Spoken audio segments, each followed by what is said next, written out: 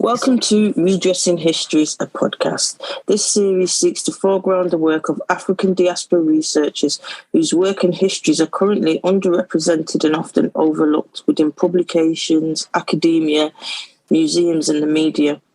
This podcast has been sponsored by the University of Brighton's Centre for Design History and the university's Equality and Inclusion Fund.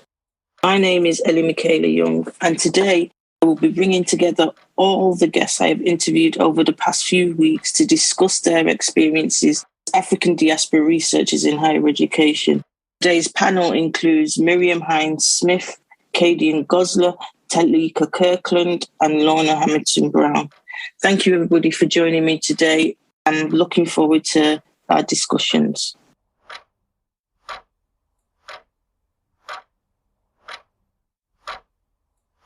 So what we're going to do is we're going to start with asking you each individually questions that we touched on in our individual podcast recordings, and then we can jump in with each other and add and engage, and somehow this is all going to work out perfectly fine.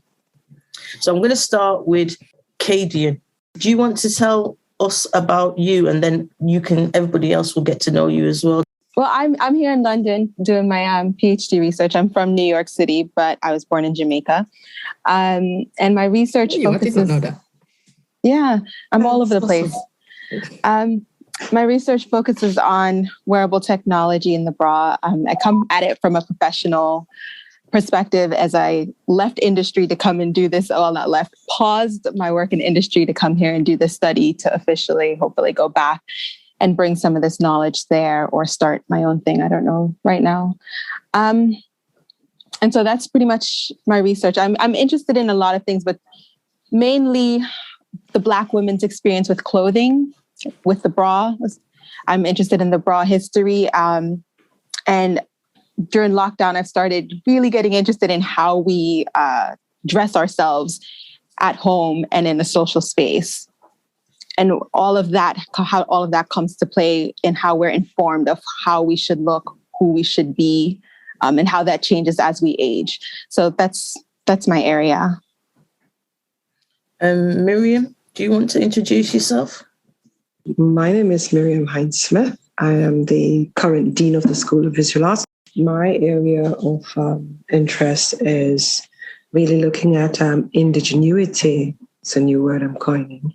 Indigenous clothing and textiles and sustainability in relation to current climes and what we reference as national identities. So that's my ball of soup, really. And of course, yes, I'm Jamaican, in Jamaica, for Jamaica. Well, I don't know how I managed it, but I think everybody here has got some kind of connection to Jamaica, right? Yeah. Beautiful. Oh my God. Every one of them, Miriam. I'm going to have a moment. This is awesome. No, seriously. Sorry, I'm going to go off too familiar now. Sorry with the yo.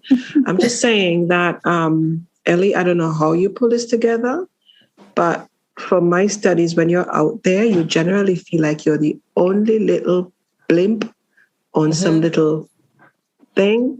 And it's wonderful. I feel goosebumps just knowing that we're all connected to this little rock here.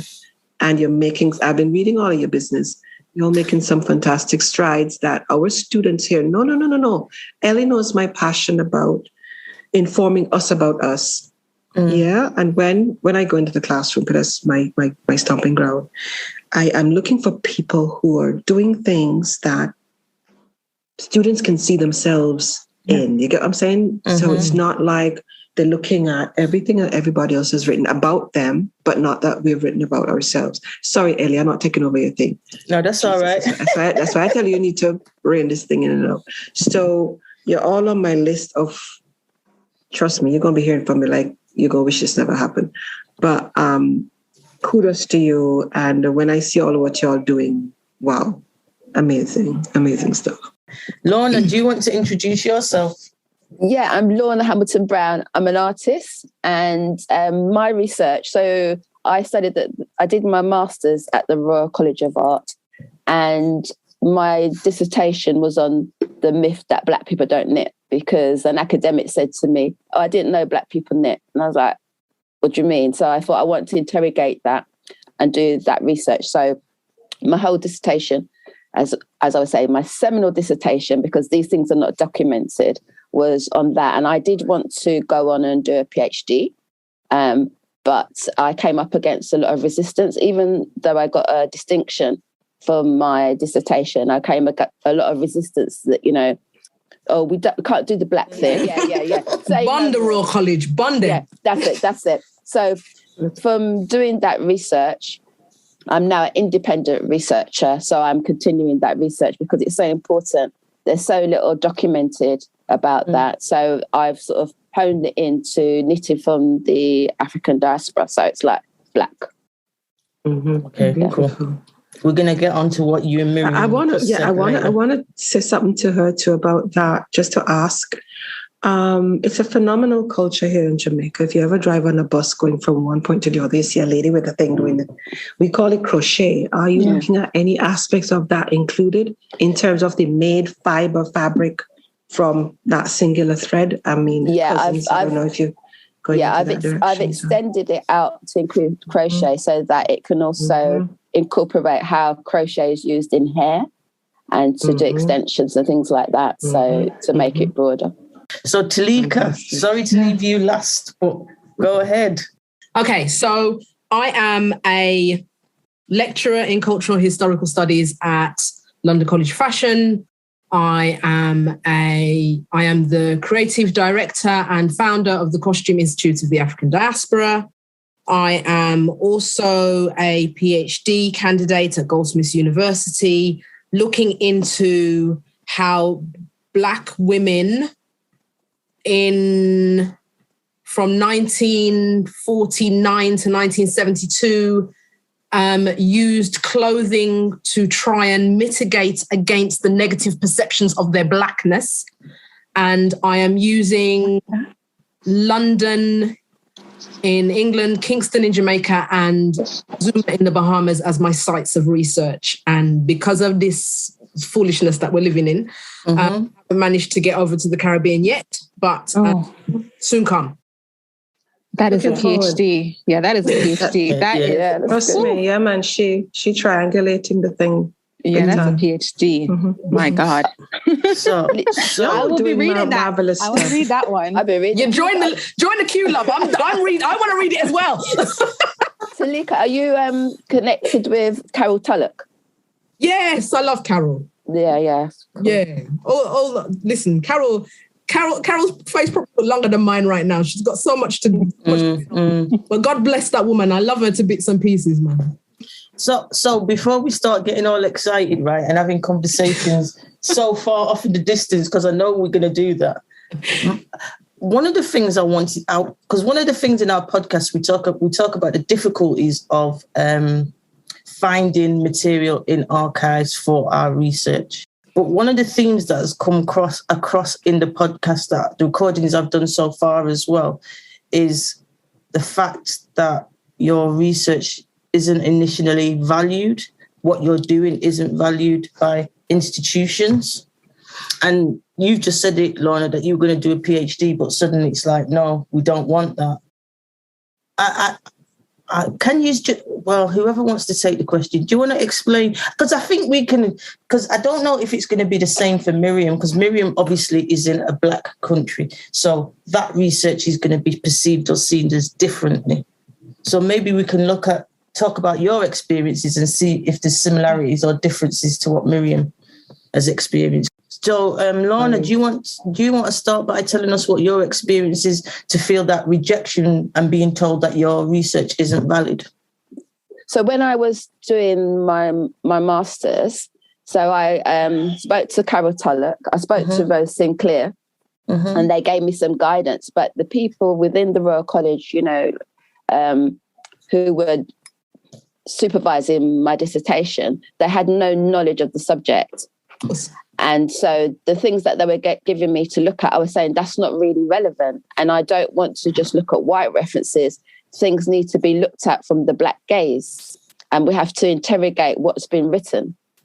And so it's quite, you just feel like on your own, So I remember speaking to Sandy Black at the London School of Fashion, and I sort of was interrogating her book, and I was saying that I had an issue with her book being the latest book on the history of knitting, that it didn't cover it. There was one black guy in there, and I said, when we are in there, we're portrayed as beginners, our competency isn't there, our agency isn't valued, and also when I started to interrogate some of the canons on the history of knitting, it was more or less like, well, who do you think you are to be like interrogating or bringing this to it? There was a real, and people were thinking, well, are you saying that it's racism? What are you saying? And I said, I'm just interrogating, and I'm saying, for example, so one of the seminal texts is a book by Richard Rutt, who wrote The History of Knitting, and also Mary Thomas. And in her book, she has a picture of a black child taming a snake while knitting. And I was saying, well, why is that in the book? Why are these images in there? And all the images, there's a few images of black people in there. There's no reference. They're just in for decoration, and these kind of things. And why is it that when we read books on the history of knitting, it says, knitting, we think the earliest examples are in Egypt or North Africa, one sentence, in Europe. And so the things that I was coming against was that as there was so little research, people was going, well, maybe they didn't, how can you prove it? And a lot of it is oral as well. So I just found one of my main problems was the people that were supervising me had no knowledge and were trying to make me look at things that weren't relevant to my research. And I was saying, I definitely want to look at some black writers, and also my lack of knowledge of like, where do I go and look for these references? Yeah. And I didn't, and then feeling embarrassed, like I should know, but I don't know. So that's just some of the things. And so when it came to PhD, and I went to see the head of research, she was saying, well, we could support you on the textile side, but we can't support you on the black side, which is a load of rubbish. And also being very resistant to me getting a supervisor outside of the RCA. But then later on, I found that there were people within the RCA that could support it, but just there's so few of us, and they're trying to withhold the knowledge from us and just make it like, well, why do you want to do that? So that's what I kept coming up against. Teleica, I know you had similar experiences, didn't you, when you first started trying to find where to situate yourself when doing your PhD? Well, yes. I'm just shaking my head, Lorna, at that RCA story, because it's RCA, innit? You just expect foolishness from these people. But also LCF. I mean, this is my bugbear at the moment. As you will recall me saying when I was talking about my PhD, I'm doing my PhD at Goldsmiths. Yes, I am teaching at the Fashion College. How is it that I am doing a PhD, I am researching a PhD into the fashion engagement of older Black women in general, and I am not doing it at the Fashion College? It is because when I went to speak to somebody, first I spoke to Sean Cole, who was my tutor on my master's, and he's, you know what, God love him, he's really supportive, just the excellent guy. And he was like, ooh, I don't know who you're gonna try and find, but because all through my master's I was like black. Don't tell me about no crinoline or corset, black from start to finish. And he was like, cool, I hear you, fine. But then when I came to talk about PhDs, he was like, I don't know who you're going to find. And so I spoke to various people. They said, oh my God, black things. I don't know about black things.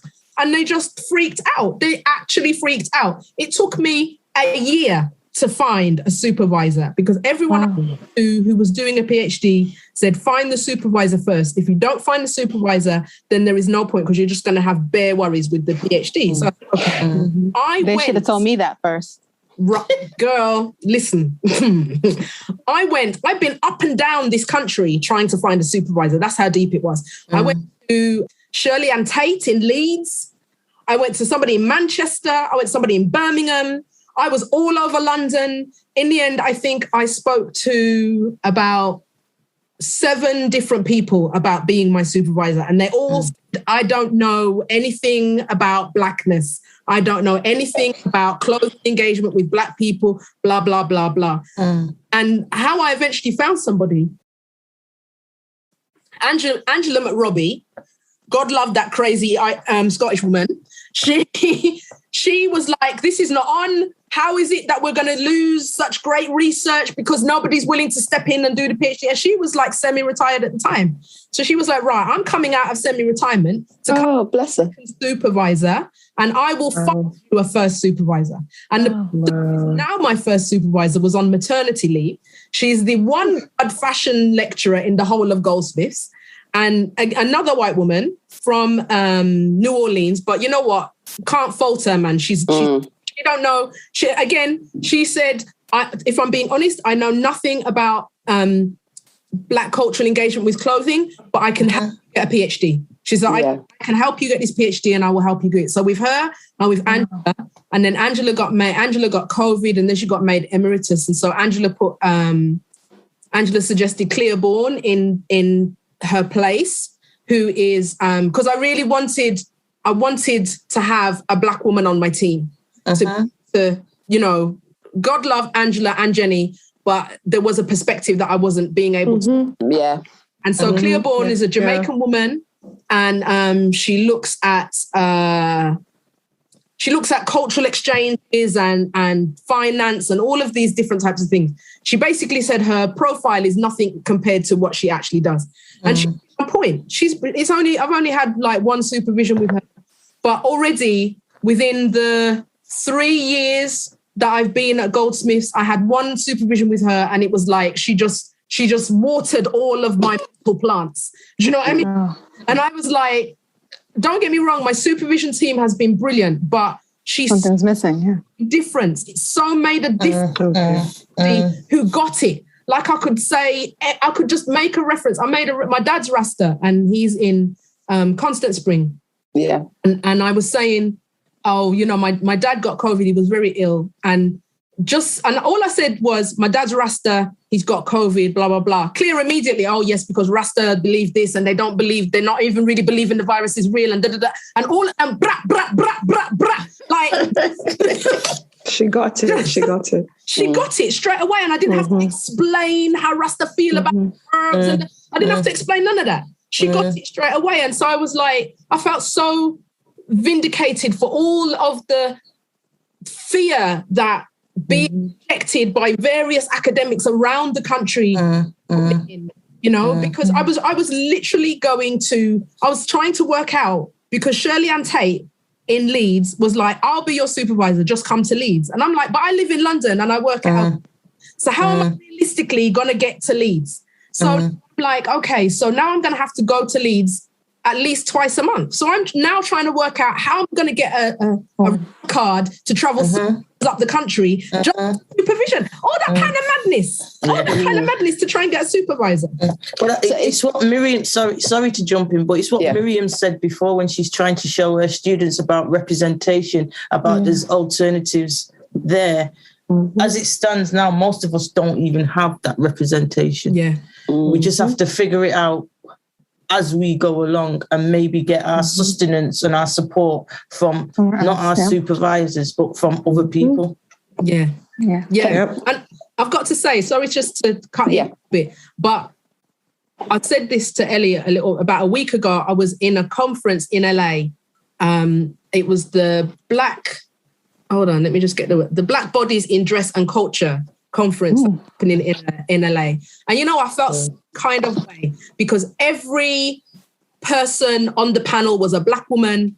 I think every person on both panels was and they felt so rich and so engaged in what they were talking about, and they had knowledge and they had support and they had scholars and I know we live in these small islands, these small silos, but I'm like, this is not it. And you know what? This group here, seeing this panel here of us talking like this has really made me, I can't tell you how much I feel vindicated. So thank you, Elli, for putting this together, because honestly, you're right. Like it's sometimes so hard to find the support. You feel like you're on your own. And it's really important to have this discussion with each other and know that we are out here.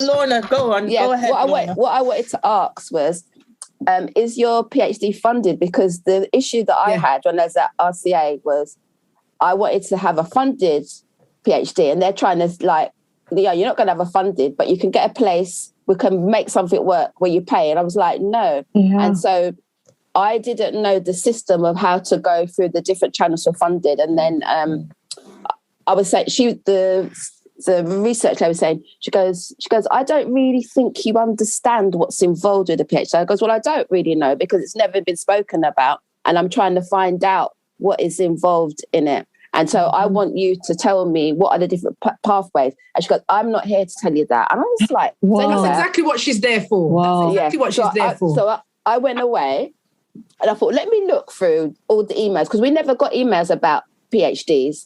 Just what I mean. And so when I looked, I thought, oh, there's a session the next day that tells you how to do the application form and all this. I'm going to go. When I went in, who was running that session? Not the same woman. Not the same woman. That's me, I say. That's right there, me, I say. See what I'm saying? I sat down there, right? And I was so vexed. I couldn't even speak. Then she was talking about, if you don't do this and you don't do the other, your application is, and so this is the information that I needed. Do you know what I mean? But she couldn't even tell you that in the meeting. She didn't tell you she was having that meeting the next day, did she? No, she didn't. So you should have emailed her and said, "Hey, it was nice seeing you." Yeah, I did make a complaint. And the other thing that got me was she said, don't make your title too long, blah blah blah blah. All these, and I'm just sitting there and I'm just like, I'm vexed. I can't even talk. And then somebody said, "Oh, but the example that you're showing is a really long title." So she goes, "Well, I wouldn't use that," but being one of the panel, and I was just thinking, you know what, I apply in here. And then when you find out certain people on the course, they just got their funded place, right? I don't even know how they knew about it because we weren't told on the course. So that's what I'm saying. I did get funding. I got funding because Angela McRobbie is like a dog with a bone. And I love that woman. It's like she is so, and I think because she was so close to Stuart Hall, she's just like, no, I'm hearing about no inequality. I'm not hearing about I want everyone should get. And so having her on my team, she was like, there's money going, there's this money, there's Chase funding, there's this, there's that, there's this. And so she didn't stop until I got that funding. And when funding, then she got sick because it's like she let herself relax. I mean, beautiful. Go on, Kadian. I know you've been warming up to say something. No. I'm sitting here just like shocked at all of this, especially what Lorna's saying, because she's not the first. She's actually not the first I've heard this from. I've heard this from other Black PhD students that said they had no idea how to do this. And I'm thinking to myself, so no one told you, no one said nothing. You just did not know. And here I am. I mean, I'm coming all the way from the States. I only came here for this PhD, but I showed up with the sentence that you are going to accept me. I will be coming here and you'll figure something out for me. There was no questions or anything. There was no, oh, we couldn't do this. I mean, even coming and they were saying, oh, do you know how to do a PhD? And I'm just like, well, isn't the point of a PhD to learn? So how will I come here knowing this? If I knew it, I wouldn't be doing this. And they were just like, maybe you should take. And I said, no, I don't have no money for that. And I think just being very direct took them aback, and they were just like, oh, okay, well, she's not gonna, but I feel really bad. Yeah, because I really feel bad knowing that a lot of people aren't doing a PhD. A lot of Black people are not doing a PhD because no one's telling them how to go about doing this. But I think the circumstances are slightly different for you, though, Kadian, because you're Black in America, and they got a whole tradition, history of education and all that stuff over there. Whereas we're still continuing to fight and find spaces in which people will accept what we're saying and what we're doing. It was a shock for me, even saying I want to study Black women, and they're saying, oh, well, why Black women? And I'm looking at them, look at me. looking at them, look at me and ask me as they're looking at me, why Black women? And I'm thinking to myself, I know you see what I look like. I'm dark skinned. I have locks. Like, you see I'm a Black woman. Why would you ask me why I would want to study other Black women, especially older Black women? That's where I will be eventually, God willing. You know what I'm saying? So why would I not want to study my future? And then having to fight to say, no, I don't want to study all them other women. Because that was the next thing of, well, why study Black women? Why not study all women? Don't you feel like, you're creating this difference all women matter. By focusing? Yeah. Oh, no, that's what I was told. Well, if you're not going to study white women, why not look at all, multiracial women? And I'm thinking to myself, because I don't want to study them. Somebody else would do that. I didn't come for that. I came for Black women. Done. But even so, I don't want to do it. And I'm not going to do it. I want to study specifically just Black women. And that even with ethics was a big deal because they had me, explain to us why Black women. I had to explain. And I'm thinking, I've read all of this research where white women are researching white women. And I'm thinking, were they asked to explain why they were studying white women? You don't know they weren't asked. Hey. You see what we have to put up with, Miriam? Even though... Listen to me now. Why do you think I don't jump in the soup? Well... Yeah, it's been a different... Because the thing is, what it seems to do is to set you up in such a way that you almost become so antagonistic or you appear... They pull you out to appear that way and they say, oh, yeah, see, that's what I'm talking about. And Black people there, that's how they behave. But the thing about it is... and this is the same thing when you're talking, I'm hearing conversations of reparation because there is how knowledge is funneled and where they think knowledge should be invested. Yeah. So it is still subtly there being micromanaged under the radar because here, I was just helping a friend yesterday find a PhD supervisor. He's in St. Augustine, doing visual arts festivals, and there was another tangent to it. Oh, gender. And so it's trying to find someone who's balancing and understanding gender directionalities now. And, but you have, like you said, Teleica, your Robbie lady, you find that you will have a few of those about the place. I have a Verly Poupée, who she's Belgian, but she made Jamaica her home, and she's heavily invested in interrogating Black culture.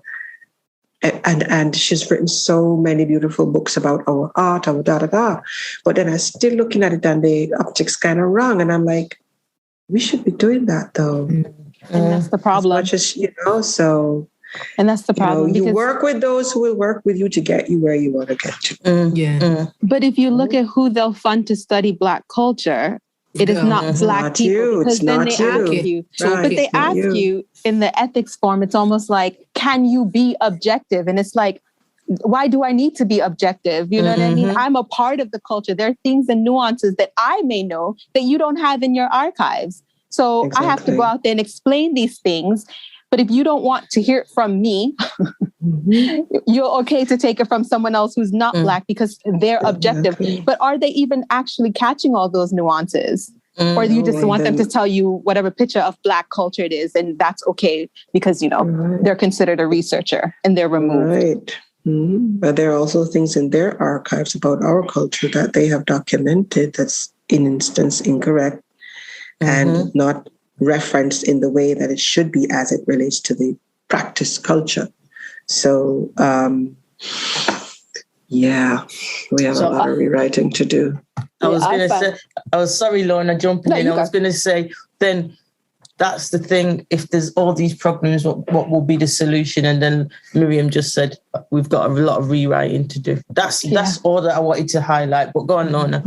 Yeah, so in the sense of the rewriting, so I presented a paper at a knitting conference when she was doing the keynote, and I'm just sitting there, and then she goes, oh, I'm going to have to rewrite what I've written in the light of what Lorna's written. I'm like looking at her because this is, the person. And I was just thinking, oh, okay. But then what happened after that? She was saying to me, oh, let's do some joint papers and stuff. And I was just thinking, like, it's almost like you want to rewrite it, but you want to still held the canon of it, you know, and it's that. And then I think once you're not in working in a university anymore, it's like you've lost that kind of link. You can still be the independent researcher. So I found that was very interesting. Like, I'm going to have to rewrite everything. And recently she sent me an article and she goes, could you just have a look at this? Because she's rewriting the foreword in these books. And I was looking at it. Wait a minute. Were you getting paid for this? No, I didn't get it. Are you getting covered as editor? You know what I mean? So I just looked at it and no recognition. So I just said, I can't really comment. Do you see what I mean? So it's all these subtle ways. Never stops. That to me is completely and utterly ridiculous, because they're asking you, she's asking you to do free work, and then not even wanting to even suggest that you're going to be recognised. Yeah, there needs to be some professional courtesy there. I mean, seriously. So it's like with the rewriting, do we get the opportunity to do rewriting, or who's holding on to that power, you know? Yeah, but then again, sorry, go on, Teleica, go on. I'm chatting too much. Go on. I was just going to say what, on the back of what Miriam was saying about professional courtesy. The problem is that they're not seeing us as professional as in the first place. So Lorna's out here doing the work. Lorna's doing the research. Lorna's writing the papers, and they're not seeing her as professional. So it's almost like the woman's coming and saying, well, you know what? Because you don't have the gravitas, let me just take your team. Yeah. And put my name on it. Oh, geez. You know, it will. And I'm just, never mind. I mean, not being credited, not being paid is bad enough, but the absolute sheer audacity to believe the right to take your work and then say, let's do a joint paper. You know what that's shorthand for? Let me just put your things. Because she's not seeing you as professional, because she's not seeing you as a valid researcher in the field, then she thinks that you don't understand that. She thinks that you don't understand exactly what the shorthand is here. Just honestly, it's incredible. It's actually incredible. Well, the thing is that, you know, when you have these key people that have the key texts, even though it can be wrong, people just go to them because they think, well, that's that person. And I remember when I was giving my talk, another lady knows, she goes, oh, no disrespect, but I'm going to go and see Sandy Black. And I was thinking, go and see Sandy Black, but she's saying the same old thing that she was saying from time. And you know when they say, well, it will give you exposure. No, I don't need that kind of exposure. No, that's what you say to BFA students. and even then, come on. I don't know, Elli. I don't know if your people want me over there. You know.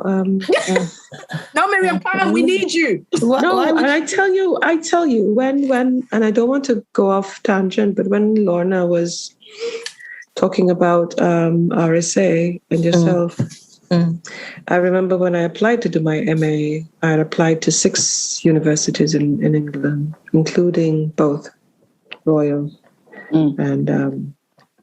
and I got a response from John Miles, who was the head of department at the time at Royal, and he said I was on the following year's waiting list. And I said, what? I can't bother that. And I'd gotten accepted by the other 5.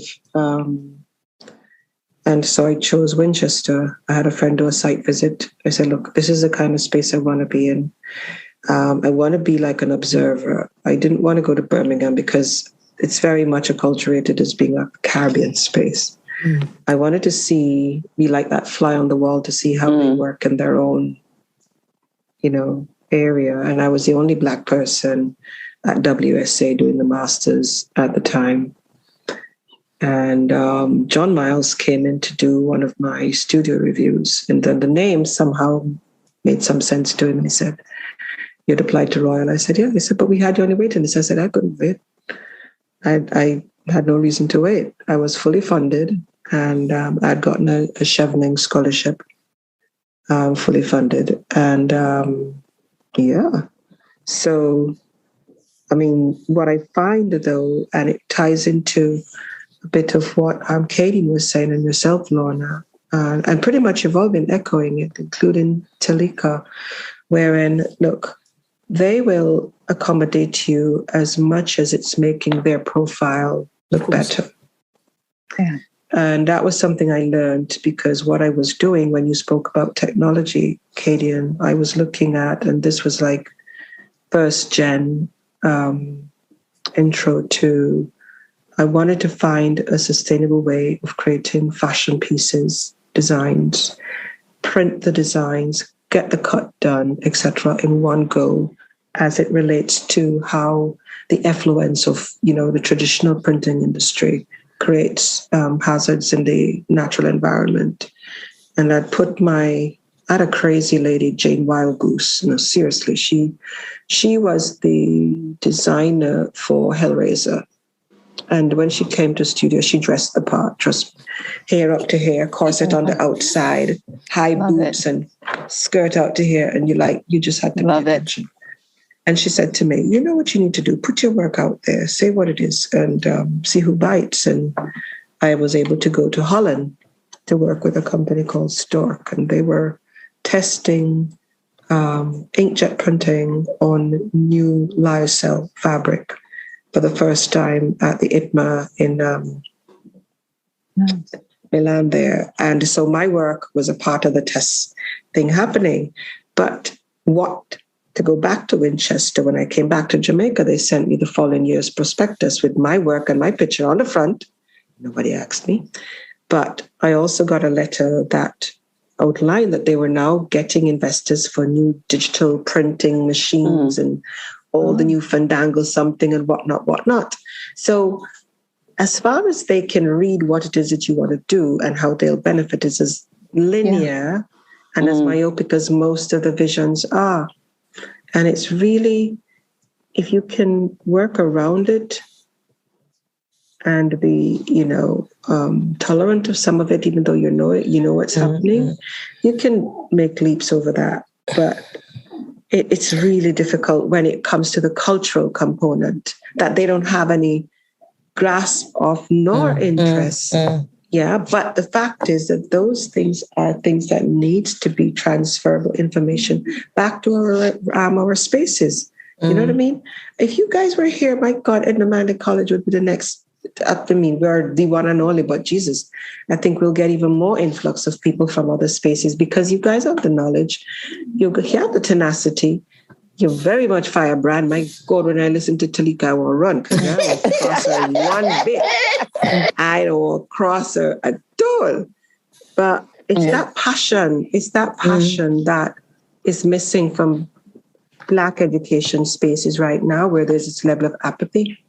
This like, whatever, disability, that we need to get infused somehow. So don't mind if when I get back, I'm on leave right now. So I am trying to wrap my head around not my only personal thing, but how can Black knowledge about Black culture, Black identity be brought back into a space that infuses students to get in their own research about themselves. Yeah. Because we're in a space right now where technology is the driving force. And it's not just with animation, it's with everything. Yeah. How can you then work clothing that can help me with my varicose veins, deal with my hot flash and my temperature that cool me down when I feel in these summers just blazing when it shouldn't. You know what I mean? So it is a lead on to, when you started talking, I was like going, she could do that, she could do that, and she could take it into this direction, And it's so much we've been wanting. Elli and I spoke about 5 years ago, Elli, about a fashion representation in Jamaica of Black fashion we spoke about that it's more than 5 years. I think you were just starting the PhD. And those are the things that we need to have: knitting, crocheting. We need to value those skill sets. They're so innate.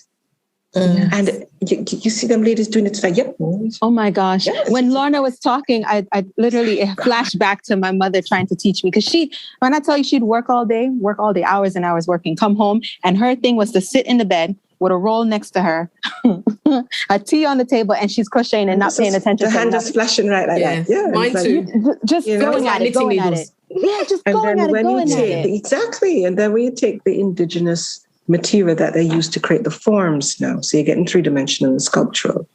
And it's a cassava starch, and they wring it out and then they bend it this kind of way. And it's like so sculptural, but it's beautiful. If you look at the work of Ebony G. Patterson, she did a magnificent installation She's in the US. She's Jamaican and Mali bred. Got one massive scholarship and monies to do all sorts of things using crochet and knitting in her installation. You know what I mean? So, and that is deep root cultural references.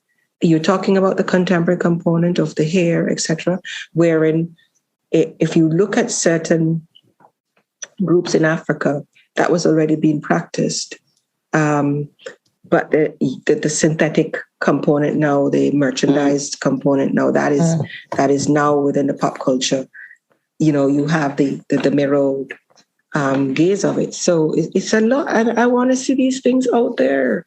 So what would be things out there? What do we need to do? So Lorna, she's out there with her exhibition. So where? Yeah, okay. So Teleica, this is the thing. Got Kayad. Go on, Miriam. Give us an idea. No, I was just kind of networking. It really is networking. When I was in England, I was asked to join a designers guild. You pay some money and whatever. I kept it up for a couple of years, didn't bother. Send work and get sold, blah, blah, blah. But the thing is,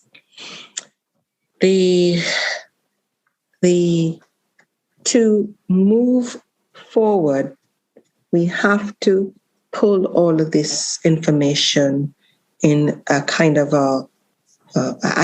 association. We're very Jamaicans and people, I don't know, we have a thing about not wanting to join associations and groups and that kind of thing. We don't do that so well. I'll be very honest. It's not a thing. Yeah. We don't do that so well. But the thing is, it's something that has to be done, because if we look at how, for posterity and how other groups have been able to maintain and sustain, we start a thing called Chase, and it gives money for this and it gives money for that. But then it needs to also have a component where right now, Dr. Verly Poupé, she is Belgian, but she is the chair of what is going to be a new entity called the Caribbean Culture Fund, right? And it is looking at ways in which we can, and these everything you're all talking about are things I know she would buy into in a heartbeat. So she would have us present, like I'm going with her, God's willing, to Haiti January. So part of my work is looking at the same and the interrelationship of what happened between the French who came to Jamaica. If you look at Belisarius' representation of the French set girls, you will see that there would have been an intermingling, a commingling of Haitian French women, Jamaican Maroon, and what would have happened there. So I'm playing on that, culling what I can to create works of art that can look at that kind of bonding, which is now something we need to do in academia, which we don't. We don't, and we're very much fighting our own little battles in our various spaces. But we need I'm a part of ACASA, which is the African Cultural Association. Yeah, and every year they have a seminar. Every other year they do a conference. So it's those kind of bodies that we need to get into what Miss Lou said and, reverse the thing. Our information has been culled. We need to use the resources they have and build our own. I do think we've already sort of got that framework in space with Teleica. So we could So look at me hijacking your organization, Teleica. She's already got this she's got Kayad in space. So why could we not leverage the experience, knowledge, reputation of Kayad to then build some kind of network? You go. And you have the Caribbean arm and blah, blah, blah. And then the African diaspora. Because I don't know if you guys know, any of you have convos with Stevie Buckridge. Yeah. Oh, yeah. I can't stop rinse that man book. I'm sorry. I just did a presentation. Stevie, he's now in Africa. Has he gone yet? He's going to be doing a major triangulation between, because he came on the conference to hear what we had to say. I was so happy because I was looking at how we as Jamaicans, we've taken on this thing about the Madras being representation of, Jamaican identity. And I'm like, no, that was thief in goods by the French, by the English, brought to the Caribbean, which was never a part of our decision. That was my thing. I just did it in October. I did a conference, by the way, Elli, and that was a presentation. So he is now looking at the other part of what I'm interested in, the thing called the lace bark. And the tree. So he's going to Africa, where it is in, I forgot which part now, because there's two parts there that they really have it going as proper fashion fabric. And he's going to be coming, I think he might be stopping here, but he's doing 3 countries to pull it together. In the Caribbean, it's Haiti, Cuba, and Jamaica that has the plant that produces this thing. Here, it's very, very sacred to the Maroons, and I don't even know if they'll tell anybody where we can identify. But the fact is that that's a long-term thing. But the fact is that those kind of conversations are the things when you talk about what identifies you. And if it is there, then for me, in a national sense, that is what we should be looking at, because that was what the women in the times would use as their own form of clothing, to the point where it was even taken, one sample was taken and given to some earl of somebody in England as a gift. So if they see the value in it, and we have not been able to maintain that kind of, sustain that kind of cultural retention and practice, right now it is being revived on the continent as the new sustainable fashion fabric. We need to be in those conversations. Because they were using that as their most elegant couture material before they were taken from their spaces and disenfranchised of these things. But I still believe that we can pull it forward and make it even more relevant now, particularly in this conversation of sustainability fashion and where we're going with it. And looking at it from the marginalized space, because oftentimes sustainability is top down from the Western country. We need to stop doing. I read someone who said, Black people were the original sustainability kings and queens. Your mothers would tell you, turn off the light, you wasting up the light bill. Or, I know you're not throwing that bag out. We're going to reuse that bag for something else. So she needs to carry the bag in. A tub of something, fill up and they're done with it. You think you throw it out. And they say, they need to go put this in this tub of thing or this in that tub of thing. And I'm thinking to myself, that's how I grew up. But I would never in a million years call that sustainability. I would, my mother called it cockroach. She said, you just holding up stuff.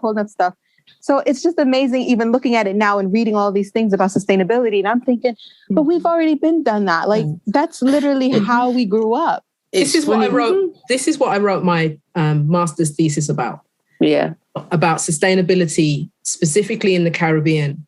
But I was looking, again, I rinsed Steve and his book. What's the title of his book? Yeah. It's so there's one called the language of dress and resistance is about from dress 1780 to 19. Right. He did one with Vereen Shepherd. I think that's the one. All right. He's done a book on lace bark as well. I've read the one on lace bark. Lace bark was before that, yeah. Okay. And I was talking about straw practice, because I think I was focusing on straw practice in the Bahamas and talking about how that has been utilized as sustainable fabric. They've got a whole thing in the Bahamas where they're trying to do, they're trying to make it like, because it was part of their domestic industry and education of all of their people in parliament and re-te-te. And so it's, again, but that was the premise I started on. Like, these Western people talking about sustainability need to get to the back of the line, because the places like the Caribbean and Africa have been doing sustainability since dot. We never called it that. It was just how we live. A way of right. You see, my latest thing I keep going on a rant about it, because there was that thing about climate change on BBC One with, what is his name, David Attenborough and Prince William at the head of, saying this is what we should do and blah blah blah. And all their rhetoric was about, we destroyed our country, so you don't destroy yours. And all they seem to care about is the land and the animals, but not about the people. And when I'm like, wait a minute, these indigenous people in North America have been fighting against pipelines for years. For the longest. And you never, I've not seen you once speak up about any of that. Mm-hmm. So I think Kadian's right in that we have to start thinking about sustainability from the bottom up instead of the top down, which is what we always seem to get now. That's run over. Mm-hmm. I think another thing as well, like you say, what needs to change. I'm a patron of the knitting and crochet guild. So a lot of these guilds and stuff, they're so set back in the day. And like you said, sometimes we need to get involved with them. And what I've been saying to them is they have a collection. And in a sense, we need to decolonize the collection. But also we need to have examples, like when our parents were crocheting, knitting, and we just stashed them with. They need to be in their own collection. So when people are going to these collections and looking at, they're seeing examples, because there's no examples in the collection of anything from the Caribbean, because we maybe we haven't valued it to be put in the collection. Just what I mean. So it's that, and then also with the Craft Council, because I've called them out so many times, because you're getting funding and you're not representing us, so you might as well give us the money. But what they've done now is they've got a steering committee called the Global Majority Branch. So the idea is that this branch will look at and represent. So the show that's going to start this week, We Gather, is the first in that, where we're going to say, like, we'll look at, we'll say, Black and brown people and the work that they produce, and that the Craft Council needs to put them in their program. They need to look at all the areas of what they're doing. So it's these, structural things and measurable things. So these are things that we can do, but it's tiring though, isn't it? It's only good getting involved in those types of things if you've got people who are willing to actually do the work and make the change. If they are being honest about, we really want to make these changes, then I'm all for jumping on board, working with these people. But most of it, as we all know and have experienced, is performative. Yeah, well, they've made lots of changes. Like when I went there last week, like every time I've gone there, I've never seen a black face. There was 8, and I was just like, wow. And they but I suppose they don't know what they want to do. I think for me, the director, she needs to go. She's been there 20 years. You know what I mean? You need to go. Just gone. So let me ask you a question, Lorna. Do you want me to leave that bit in the podcast? Yeah. Okay. Yeah. Because they know I don't rap with them. And the thing that I find, though, is that people say to me, you're not going to get on because you're so outspoken. So people don't want to say anything. And I don't blame them. People put in those positions where, like, are you going to speak up? You're the only person in the department, but I don't really care. I suppose I'm older as well, so I don't really care. That's Teleica. That's Teleica right there. I've got, I have, like my mum would say, it's not it's no friend business, and I didn't come to ramp. So I'm just like, do you know what I mean? And, it's good that they're having the show We Gather. But as I say to them, right, we need to remember that you didn't commission this show. So you're taking all the glory. It's your showpiece, but you didn't commission it, And so like one of the artists going, oh, thank you so much. I'm so great. No, I said, you shouldn't be putting that because they didn't commission it. And when people read it, they're thinking like Craft Council's done the most and they've done nothing. Lorna, what's the details of the show? Yeah, so We Gather, it starts on the 17th of November and it goes on to the 5th of February. Okay. And it's 5 women makers, and it's in response to Karen Patel's research into tackling the inequalities and racism in craft. And so when they did the private view thing, they sent out the invite, and then it was, We Gather is a celebration of, I was like, no, celebration of culture. What? No. I goes, no, you have to rewrite this and put that it's come out of the research of Karen for once, cite black women and give her a name. And also that's about tackling inequalities and racism in craft. Right? And the thing is, none of the other artists, they go, I don't really see a problem with it. I go, I don't care if you don't see a problem with it. I see a very big problem with it. And I need to change the wording as well. As watch me, I ain't even coming. Yeah, but that's quite interesting. It might not necessarily be that they've got not a problem with it. They just don't want to rock the boat, and they might not see any future opportunities, and this is their chance. Yeah, so you just try to rock the boat, Lorna, and blow up their futures.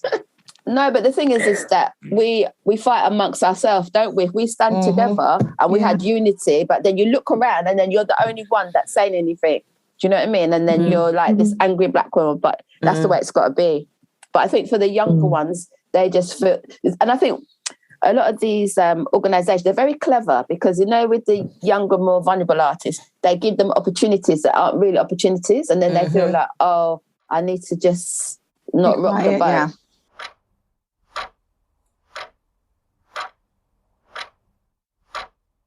Nobody can disregard anybody's experience because these are our experiences. This is all that we've experienced. We're not making it up. This is what I wanted to say about that. This is how they managed to maintain the marginalized outlook, is because of this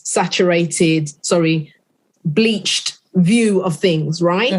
That is then passed on to younger people. I'm still dealing with young people and students who not understanding the landscape, not understanding what they're walking into, not really getting it because they are seeing a limited opportunity, believe that that limited opportunity is all that they have available, feel that they then need to acquiesce to whatever ridiculous demands, whatever manipulation, essentially, walk into the field completely blind and not really understanding how they are going to be treated or the power they have actually in their own in their own self. That is it. Because in this particular zeitgeist, in this day and age that we're living in, we need to understand that just our existence is our power right now. Yes. Let somebody tell me something. See if I don't bring up every foolishness that's happened last year and the year before and say, exactly. You want a repeat of this? All we're asking for is X, Y, and Z. And how hard is it for you to just give a little bit? A little bit is all we're asking for. Just shubs over and make us sit at the table as well. That's all we're asking. And really, they know it's not very much, but they are so used to being the center of everything that to be decentralized is unsettling and insecure. Yes. All these guilds, all these crafts councils, all of these places, they don't want to be unsettled in the Association of Dress Historians. And it was the same for us. It was lots of old white biddies, and I was in there, the only raisin in the box, looking like, well, that was me too. What are we going to do here? And they weren't willing to change. They weren't willing to try because they like talking about 17th century crinoline. Oh my God. They love all of that. That's what they want to talk about. Let them carry on. The position of the chair of the Association of Dress Historians is up this year. No. Yeah. Go for it. Yeah. What Jenny Daly? Yes. Listen, we're recording. Let me just close my mouth. Yeah. So that I think they're looking for a chair, a deputy chair, and a couple of other positions. Yeah. All of that. Really? That is very interesting. Open. All of it is open. I see applicants sitting right here. Okay. Applicants. That was the dress conference we were on earlier. Was it September? End of September? Early October? I don't know.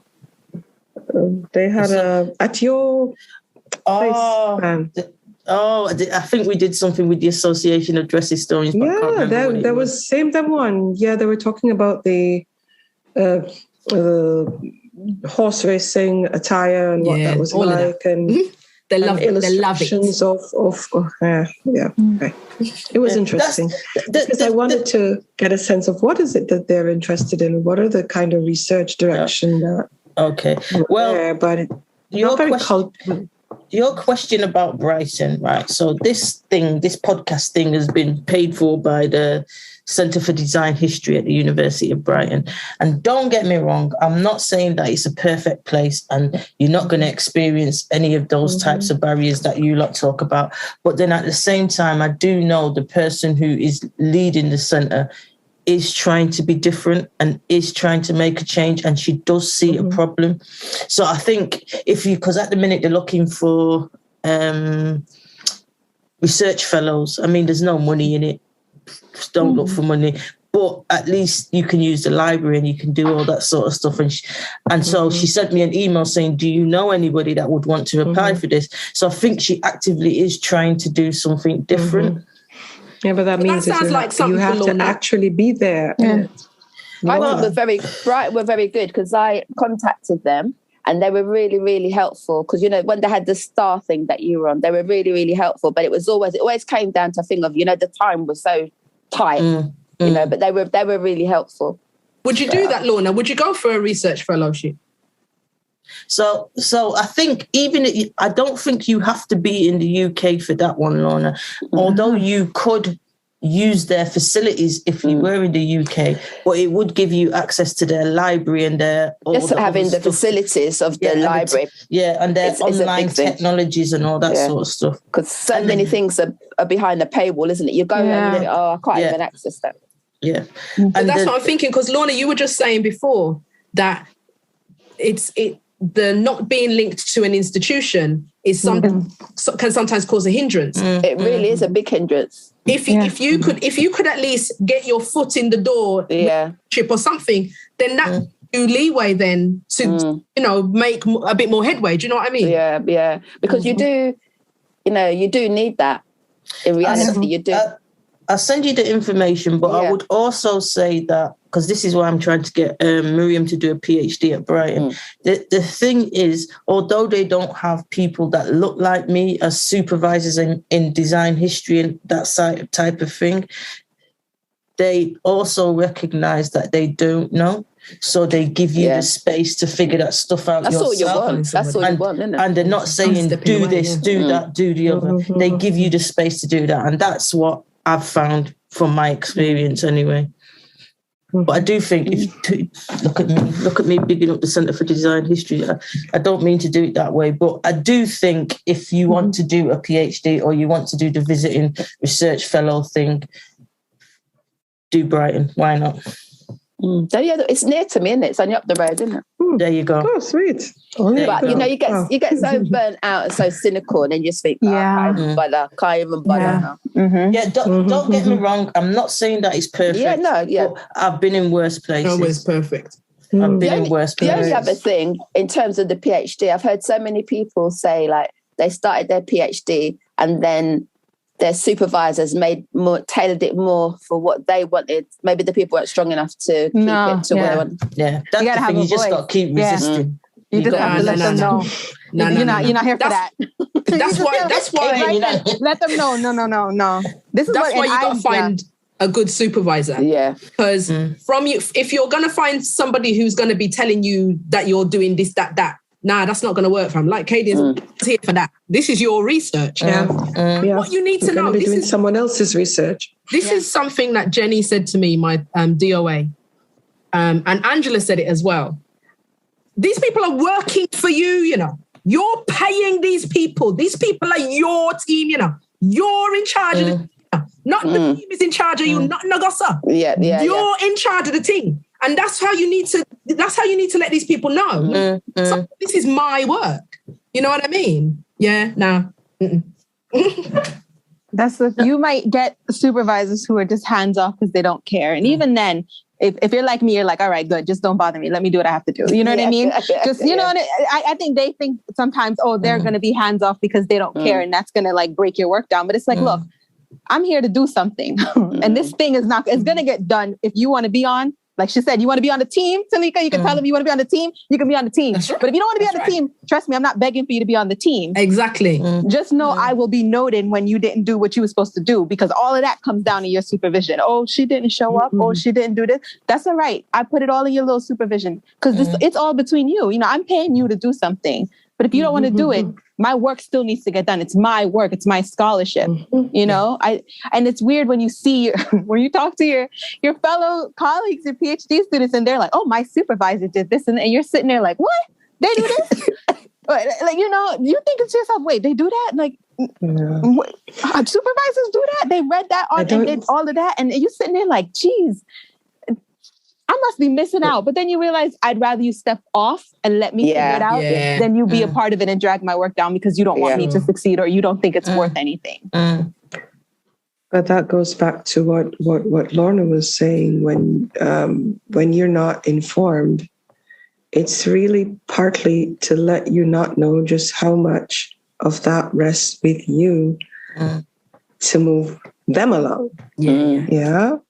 And their institutions as well, because institutions are built on the kind of research that comes out of them. And if it is that they have a set formula or a set mode or a set kind of research and you're going to rock the boat, you making people uncomfortable is a part of life. And if it means that you're going to make them uncomfortable and it's, you just have to hear me talking, right? I believe, but I do that in other smaller circumstances. Be quite firm and confident. And some people might call you a bully. They call that, and I'm digesting it. But if you are assertive, that's the word I use, yes, and affirmed in what you're doing, and you're constant, you're maintaining your momentum. It's not like you're just there, slacking off if you're on scholarship. Then there should be some respect given to the fact that this is information that you're putting together because it matters. Research, us rewriting history or writing our own history must be put on a platform that says it matters. It counts for so much of the dissonance or the lack of an identity that our students face, because they're not able to hear these voices out there that are making enough noise across the spaces that this is happening, this research is going on, and so one of the beautiful things that I really love about Edinburgh College is that even with the COVID, and even there were instances where we probably felt, why are we having a conference in the middle of a pandemic where we're really struggling to get the students engaged? It really is important to also encourage the students to partner and engage in these conferences as well, these presentations, because they then you validate what they have gone through for their 4 years of studies in the undergrad. And that was one of the most beautiful things I found about the college is the inclusivity of the students in research, getting them to see that what they're doing is not just a graduate project to leave. This is research that you're doing to exit, to start something, start a fire going out, And so when you're having all of these things, network them, send them to me, we will share them. I really am interested in seeing Teleica's space. I don't know if you have it up virtually or how is it going? How is it, but those are the kind of, and so those become the references now. All of what is happening. You, Lorna, I haven't heard the exhibition, whether there's a stream content, a virtual content or something. I'll send you a link. To get it out there, there is a link, right? So, the more that everything is visible, visibility right now is what? Because the attention span of everybody is going like this. We're having this Zoom meeting tomorrow on another, Wednesday on another.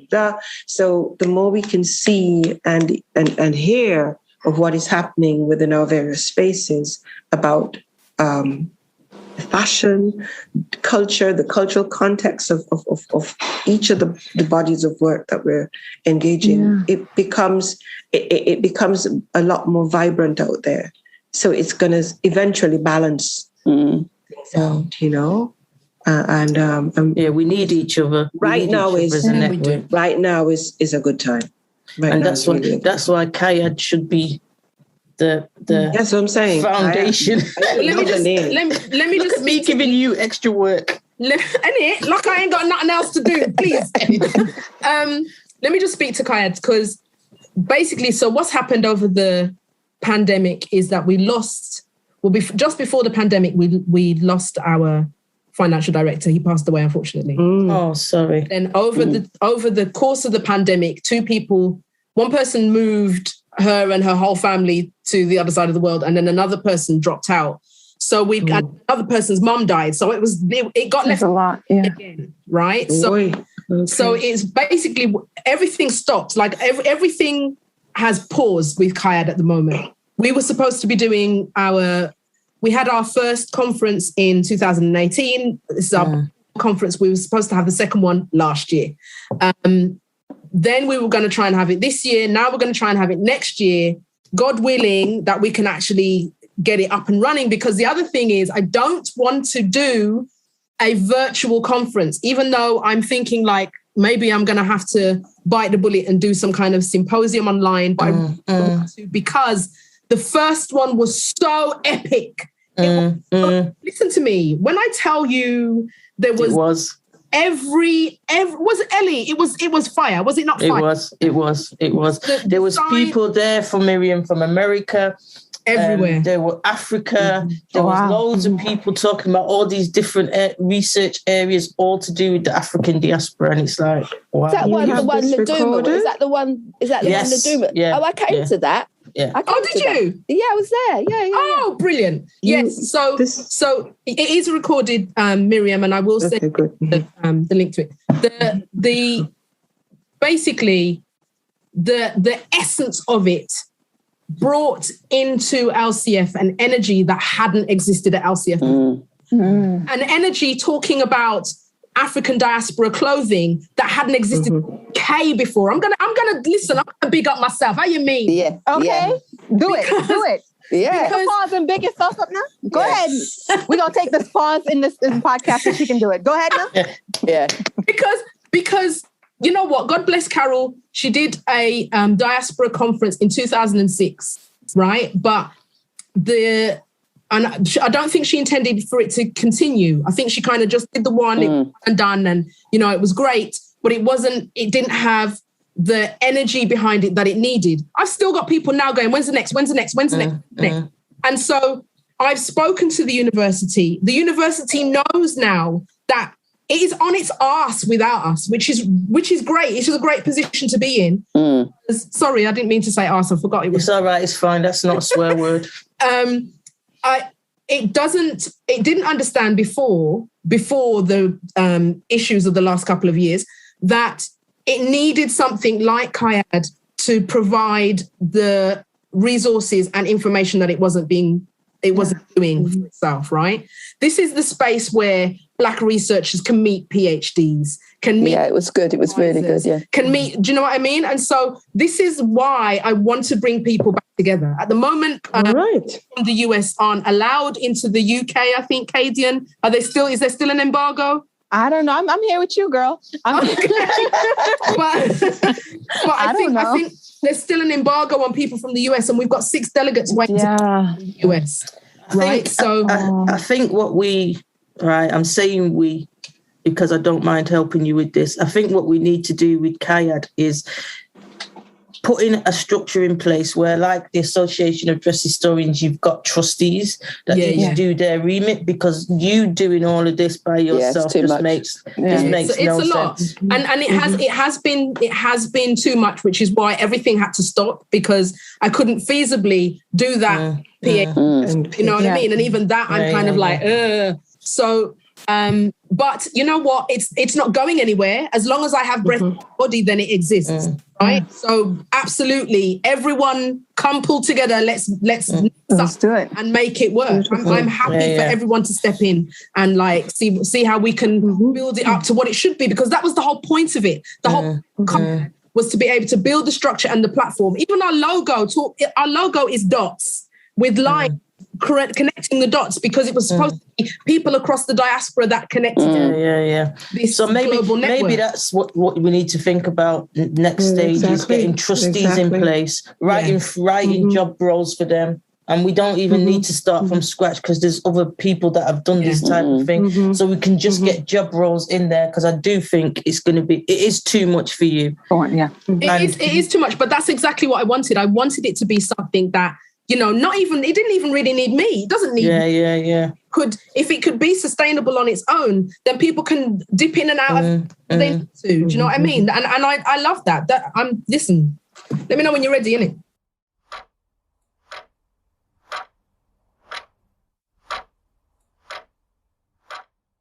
Thank you for taking part in this panel recording, ladies. I really appreciate your contributions and your willingness to speak openly about your experiences. This is the final recording in this series, and I would like to thank everyone who took part, my colleagues in the series, but particularly Veronica Isaac, who led the project, secured additional funding for editing and supported us throughout. I would also like to thank the Centre for Design History for its funding and Brighton's Equality and Inclusion Fund. The purpose of this series was to foreground the work of African diaspora researchers who are often overlooked within publications, academia, museums, and the media. We wanted to know if fashion and dress histories were truly global, what would they look like? In part, I think I already knew the answer to this question, but through my conversations with Lorna, Miriam, Kadian, and Teleica, they highlighted the barriers that continue to impact African diaspora researchers who decide to pursue research within higher education.